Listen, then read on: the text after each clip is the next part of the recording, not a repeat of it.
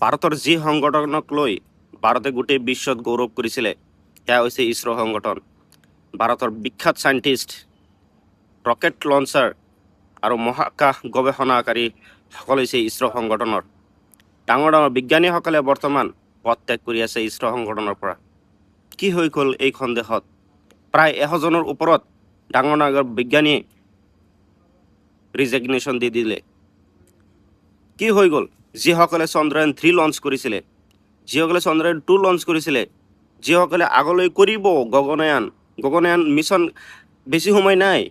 সেইটো হৈছে ভাৰতৰ নিজৰ স্পেচ ষ্টেচন লঞ্চ কৰিব আকাশত, নিজে মানৱ ৰকেট পঠাব তাত।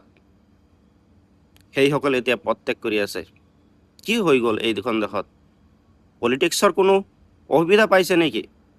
হ'ব পাৰে, কাৰণ এইখন দেশত কোনটো জাগাত পলিটিক্স নহ'লগৈ। 2014 চনৰ পিছৰ পৰা সকলো জাগাতে পলিটিক্স সোমাই গ'ল। ডাঙৰ ডাঙৰ ইঞ্জিনিয়াৰিং কলেজ বন্ধ কৰি দিলে, স্কুল বন্ধ কৰি দি আছে। স্কুলৰ সময় কম অলপ পিছে।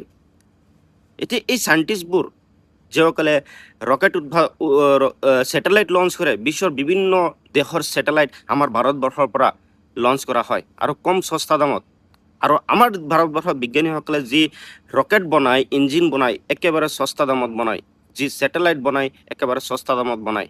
বিশ্বৰ কোনো বিজ্ঞানীয়ে ইমান সস্তাত ছেটেলাইট বনাব নোৱাৰে। আগলৈকে গগনয়ান বনাব, অলৰেডি ৰেডি হৈছে, বহুবাৰ ট্ৰায়েল হৈ গৈছে, এতিয়া লঞ্চ কৰিবৰ সময় হৈ গৈছে। সেই সময়তো এতিয়া বিজ্ঞানীসকলে নিজৰ পদ ত্যাগ কৰি আছে।